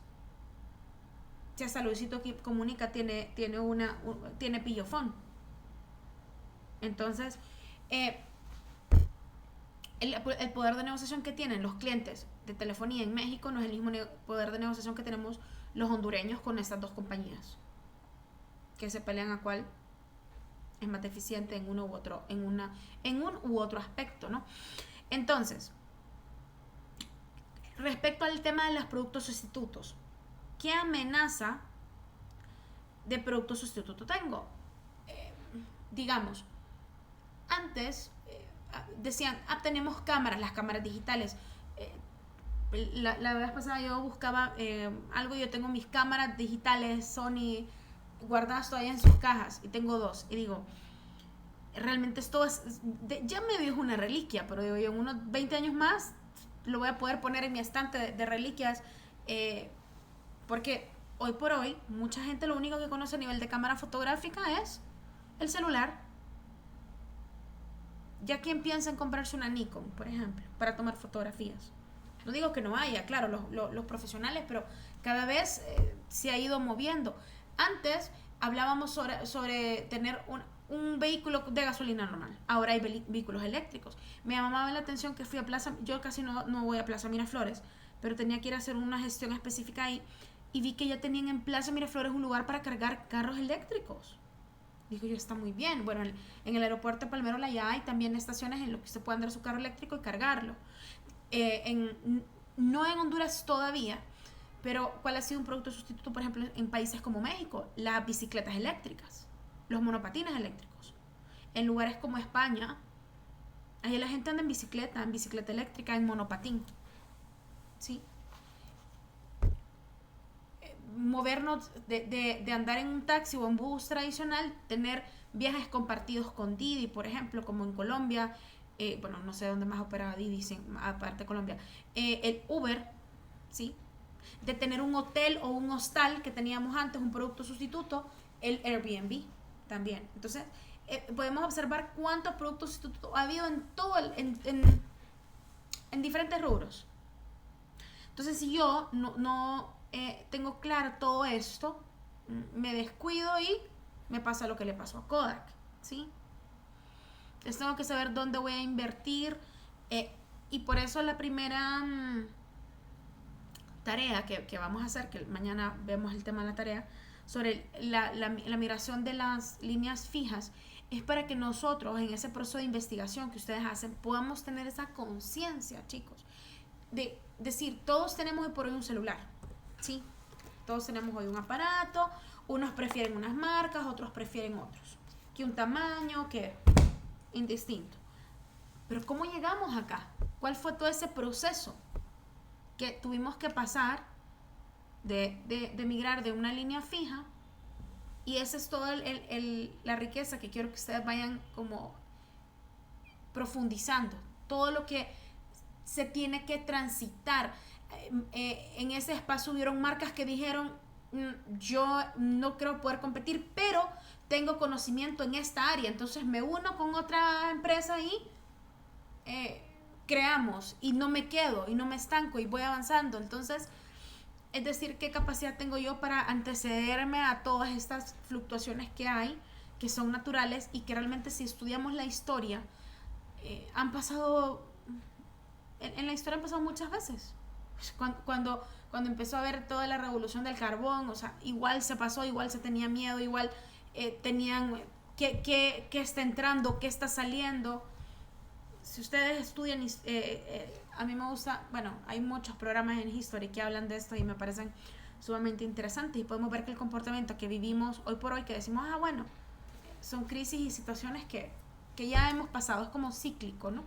Es cíclico. Lo que estamos pasando con la inteligencia artificial, yo lo viví con el ingreso a internet, porque soy cuando no había y ahora que hay.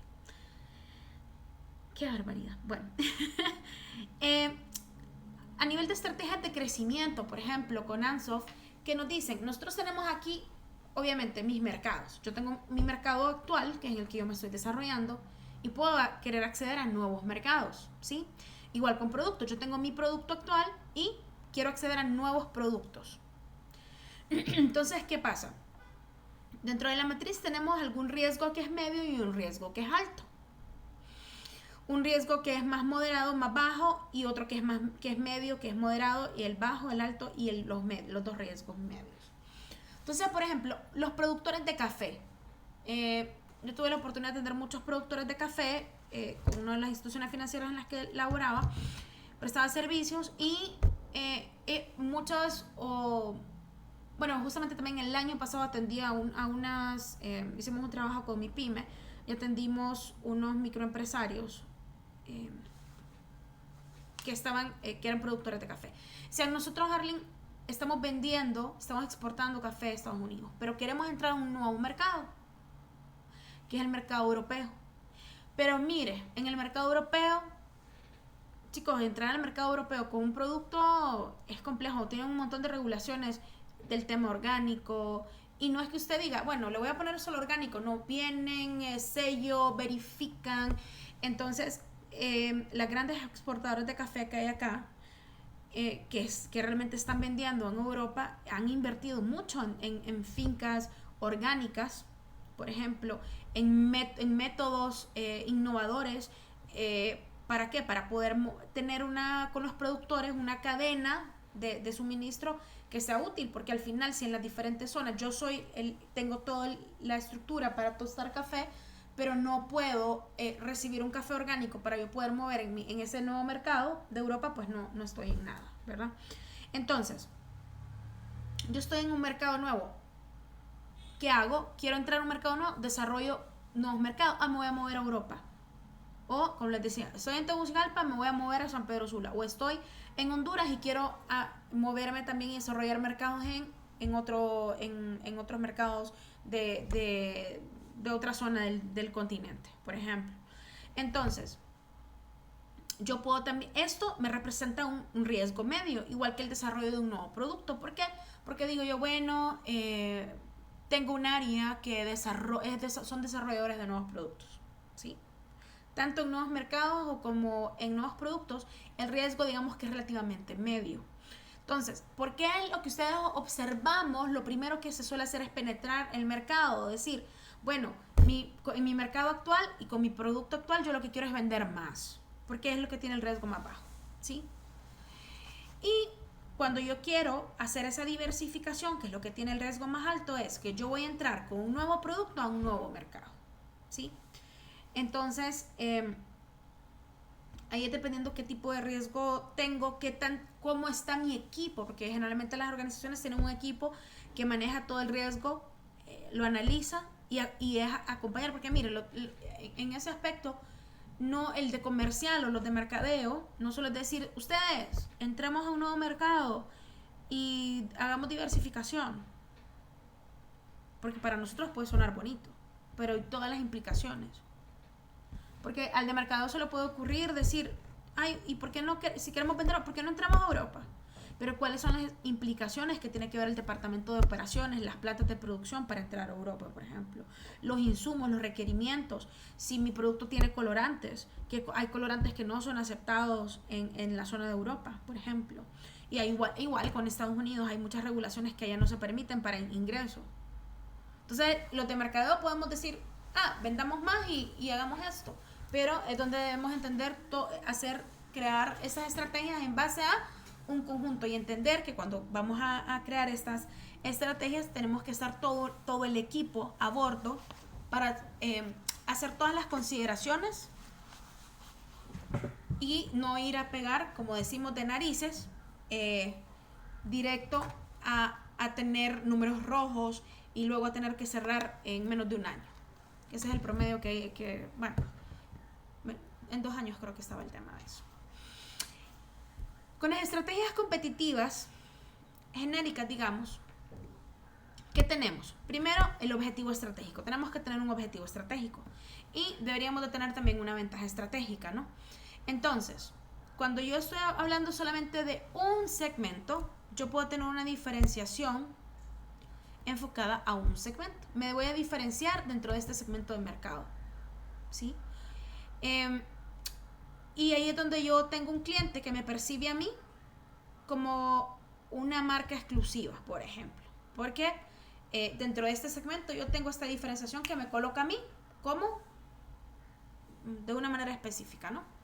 Como el de mejor calidad, como el de mayor tiempo en el mercado, mayor experiencia, depende del rubro.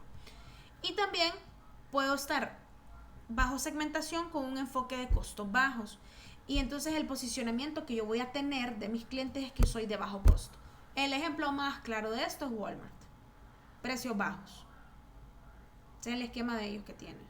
Ahora yo les voy a preguntar, los que tienen la oportunidad de comprar en varios supermercados, porque hay ciudades donde no hay tanta variedad, pero por ejemplo, los que sí tienen acceso en Tegucigalpa o en San Pedro Sula, por ejemplo, a tener estas opciones, cómo se sienten los que compran en Pais o en Walmart versus a cómo se sienten en comprar en Supercop o en la Colonia, por ejemplo.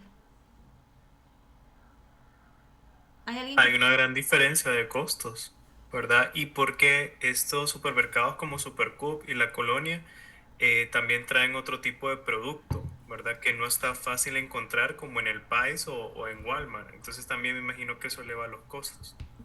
Claro, porque si yo digo, mi enfoque es de bajos costos, entonces hay cosas que definitivamente usted no las va a encontrar en Pines ni en Walmart, por el esquema de ellos, de segmentación que tienen. No las va a encontrar, porque excede su política de precios, por ejemplo. Entonces me decía alguien la vez pasada, no, es que yo no sé vos por qué compras en Pines, ahí ese Pines no me gusta. Y entonces yo digo, yo no solo compro en Pais, yo tengo segmentado donde compro lo que compro. Algunas cosas las compro acá, otras acá. ¿Por qué? Porque esa es una realidad. Walmart no vende de todo. Sin embargo, hay una buena, significativa diferencia de precios porque ellos tienen este enfoque de segmentación de precios bajos. ¿Sí? Mejor ir a Maxi Despensa, más barato y todo más bonito. Vaya, pero por ejemplo con el tema de las Maxis, es que no hay acceso a Maxi Despensas en todos, cercanos, en todos lados, por ejemplo. ¿Entienden? Entonces también... pero puedo decir algo con respecto a Maxi, ¿puedo hablar? ¿Va? Sí, claro. Pero Maxi, si usted ve Master, bueno, no sé lo que han hecho, bueno, y respetando la opinión del compañero también, ¿va? Pero Maxi, la diferencia son los centavos en comparación a un producto de la colonia, pues, y yo ya lo he analizado también. En algunos productos sí. Oye, de centavo en centavo me ahorro aunque es un poquito. Sí, así que pero por ejemplo, en la Maxi no te dan bolsa, pues entonces tenés que llevar un saquito ahí para traer las cosas. Mejor así evito ser contaminante. No, sí, ya yo con tal de gastar menos, yo estoy contento. No, está bien, lo acepto. Es más ecológico, sí. Pero por ejemplo, eso es interesante porque yo soy, me gusta mucho este tema de los supermercados. Yo disfruto mucho ir al supermercado, chicos. Entonces, y he analizado, porque trabajé en retailing y me gusta mucho todo este tema de los supermercados, de la parte de retail, de eso, que la vamos a ver más a profundidad cuando veamos el retail. Pero, es decir, ya le doy la palabra, es decir, por ejemplo, en mi caso digo, no, me puede significar un ahorro ir a una Maxi, pero por ejemplo a mí, dentro de la zona que yo vivo, no me queda cerca, entonces lo que gasto en gasolina, ir a una Maxi, pues lo gasto en gasolina, entonces no me es rentable. Mientras que tengo un supermercado de la colonia aquí a la vuelta de la esquina, que si quisiera hasta caminando me pudiera ir, digamos, un ejemplo. No lo hago, pero entonces también es analizar dónde estoy ubicado, qué opciones tengo y cuánto es el ahorro significativo. Conozco una persona que, por ejemplo, me dice, es que yo vivo en, creo que es Luarque, y la Maxi me queda, oíme, enfrente. Y le digo, no, está genial. Está genial. De hecho, para él ir a Walmart es más lejos. Entonces le digo, tenés una Maxi ahí nomás, es espectacular. Entonces también hay muchas variables que hay que analizar. Sí, dígame. ¿Quién me pidió la palabra? A mí me parece... Yo había analizado algo importante de acuerdo a ese tipo de entrega de bolsas y yo le he dado a pensar, por ejemplo, cuando las bolsas plásticas se entregaban, pues todo el mundo listo, ¿verdad? Y metía su comida y todo lo demás, pero también he pensado este aspecto ecológico para mí, entre comillas, si ustedes se fijan, al final es muy rara la persona que se acuerda de ver la bolsa dichosa ecológica para la siguiente compra. La mayoría de la gente termina comprando la que es cara y al final eso es como una cantidad que suma a lo que ya llevamos. A sus ingresos, y eso correcto. Casi siempre. Muy bien. Pero está dependiendo de cultura, porque vaya, en el caso mío, yo tengo una Maxi Despensa acá cerca y yo siempre llevo mi bolsa. No, claro, pero por ejemplo, si usted visualiza cuando va al supermercado, realmente lo que hacemos eso es bien mínimo el número. Mínimo, pero correcto. La gente, ¿cuál bolsa? No me acuerdo, y terminamos comprando la de 30 pesos y cada ida al súper son 30 pesos agregados. Y que este es un producto que vende la misma compañía para generar más ingresos, pues. Entonces, ya tiene un sector de la población identificado. Y por eso proporciona la bolsa a 30 lempiras y no la que proporciona el otro sector al otro lado, pues que sería la colonia. Correcto, gratis. Entonces esa de ecológica al final es más ganancia para ellos. Correcto, y es lo que dice la Master, pues la segmentación del mercado, la segmentación de la población, eso es básico, pues el marketing. Y de una u otra forma están creando la necesidad, pues. Exacto, porque crean la necesidad de tener una bolsa. Si usted no anda bolsa, por ejemplo, en el carro y va a meter sus cosas, las puede meter, pero por ejemplo, si usted anda en moto o anda en transporte, si no anda bolsa, ¿cómo lleva su producto? Tiene que comprarla. Entonces, ya me ha tocado andarlo cargando en la mano, así. Bueno, si solo son 3 cosas, no pasa nada, chicos, pero si es un montón de productos, no nos alcanza. En la camisa lo mete. Sí, hay veces que nos ha tocado para no comprar bolsas, te pones arriba. De castigo, dice, no, está muy bien. Igual, es todo, pero ¿qué pasa? ¿Ustedes creen que las marcas no analizaron esto? Claro que lo analizaron. ¿Por qué? Porque ellos conocen sus clientes, saben quién les compra. Evidentemente ellos no pagan esa bolsa 30 lempiras. Les sale a un costo muy, muy bajo, porque son bolsas que se usan a nivel de toda la región. Entonces el costo unitario de ellos es muy bajo y es muy rentable para ellos las bolsas. Entonces ahora, yo siempre, a mí me gusta ver todos los puntos de vista a nivel mercadológico, como las empresas, como sector, digamos, de país, entorno, pero también como clientes y decir, bueno, en mí, que como cliente, yo soy el que decido dónde voy a colocar y qué es lo que dónde voy a colocar mi dinero. Y soy yo el que decido y decir, por ejemplo, en mi caso, yo siempre ando mis bolsas en mi carro. ¿Por qué? Porque voy al súper en mi carro. Entonces yo compro, llevo y sé que ando mis bolsas en el carro. Entonces, y tengo la costumbre, subo mis cosas, inmediatamente libero las bolsas, las doblo y en el momento las bajo al carro. Porque sé que si no, se me olvidan y de ahí puedo que me pase lo que hemos hablado, ¿no? Entonces también es, como clientes, tenemos que entender que las marcas nos estudian un montón y que si nosotros queremos realmente eficientar nuestros recursos, las marcas están miren, las marcas están invirtiendo todo el tiempo, chicos, en cómo generar más rentabilidad, cómo tener diferenciadores, cómo tener una penetración de mercado mejor. Ahora, y nosotros muchas veces actuamos de manera automática como consumidores.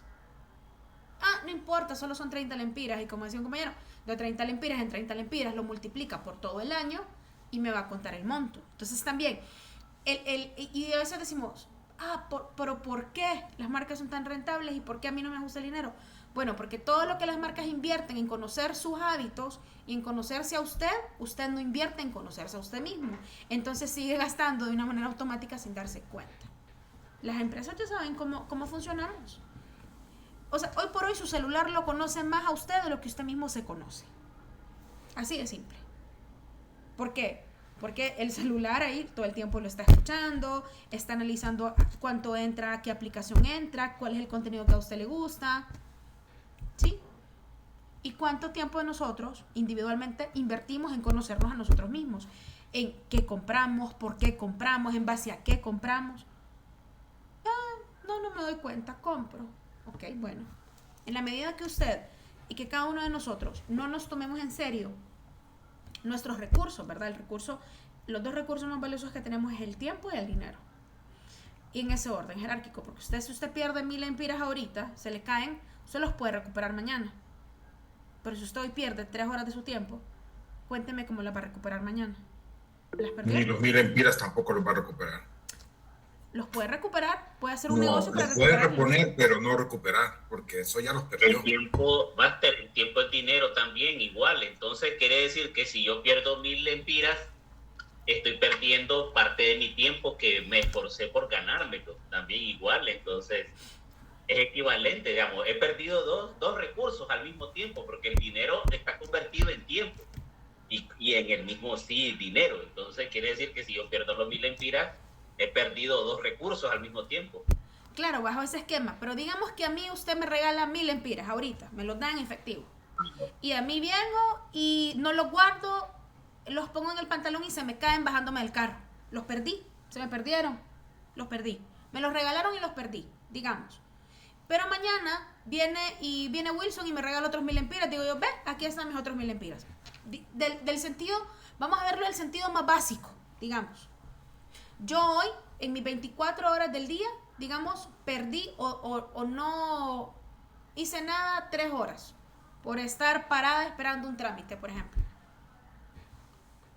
¿Cómo hago yo con esas 3 horas que yo perdí por hacer un trámite? ¿Dónde las recupero? ¿Quién me vuelve a dar? ¿O qué hago? Entonces también entender que las marcas constantemente están haciendo estudios, análisis, viendo cómo venden más, cómo ahorran costos, cómo rentabilizan, ¿sí? Y hacen estudios grandes, macros, de nuestras emociones, de cómo compramos, de cuándo compramos más, y ellos van creando estrategias todo el tiempo. Entonces... Disculpe, Master, que la interrumpa. ¿Sí? Fíjese que entiendo el término en lo general, pero me gustaría conocer en lo específico, usted que tiene mucha experiencia en esto, por ejemplo, dígame algo así como bastante curioso o impactante del comportamiento del hondureño, por ejemplo, algo que salga de la lógica formal. Bueno, digamos que una de las características, bueno, ahorita se me vino algo que es muy, que en los últimos años, chicos, yo que me he dedicado a todo este tema de trabajar en mercadeo y de adelantarnos a que el cliente nos compre primero, eso es un esquema. Hace unos, ¿qué les digo? 20 años, el Black Friday aquí en Honduras no existía. No existía. Era un término que estaba allá en Estados Unidos o en otros mercados. En Honduras lo comienzan a hacer, digamos, empresas como la Curazao, y entonces empieza a generar el movimiento del Black Friday. Ahora Jet Zero tiene el Blue Friday, pero eso es muy nuevo, digamos. Digo muy nuevo porque hace 20 años que yo comencé, 21 años que yo comencé el mercado laboral, eso no existía. Entonces, ok, perfecto. ¿Qué significa el Black Friday? Yo en noviembre, a final de noviembre, pongo buenos precios. ¿Qué estoy haciendo? Que la gente compre antes de que le entreguen el aguinaldo. Porque en Honduras, ¿cuándo dan los aguinaldos? ¿Sí? Entonces, ¿qué sacaron algunas empresas? No, compren en octubre y paguen en diciembre. O compren en octubre y paguen en enero.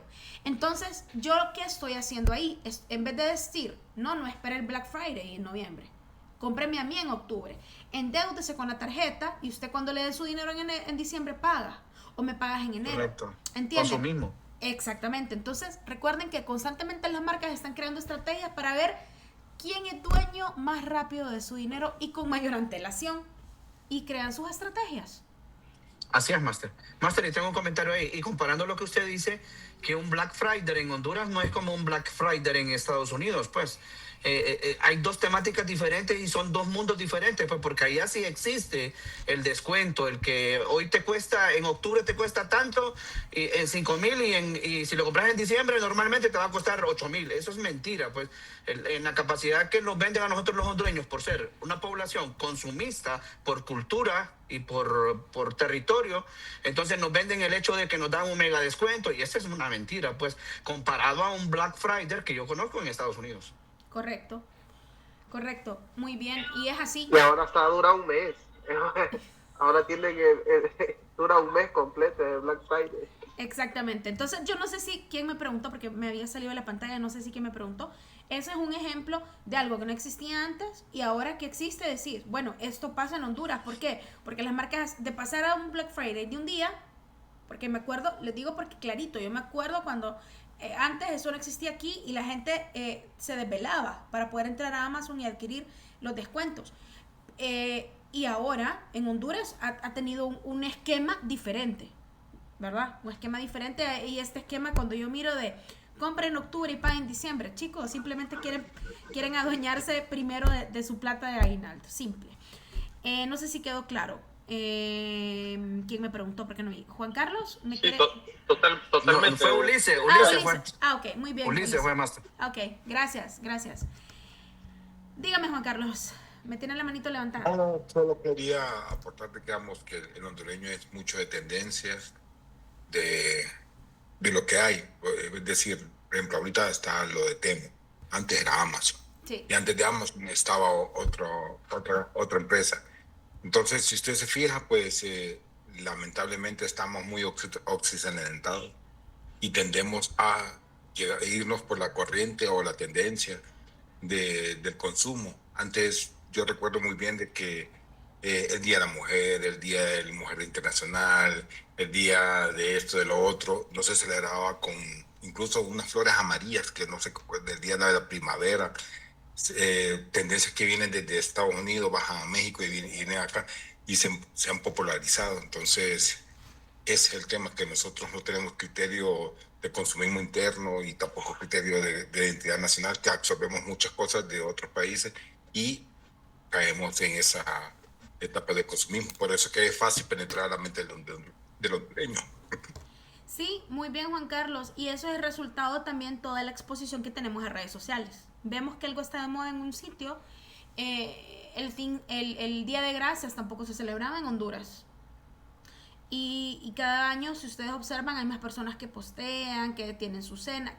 Que no digo que esté mal, miren, no es que esté mal ni esté bien, porque realmente eso es un tema de criterio y de decisión. Pero al final estamos viendo cómo las marcas se las ingenian para poder decir, bueno, esto funciona en otro país, vengo y lo integro acá en Honduras y vemos cómo funciona. Y si eso me va a representar a mis ventas, o que me van a recordar por ser la empresa que vende el pavo de noviembre, está muy bien.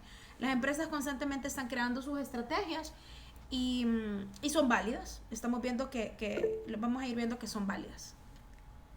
Dígame, Iris. Buenas noches, Master. Buenas noches.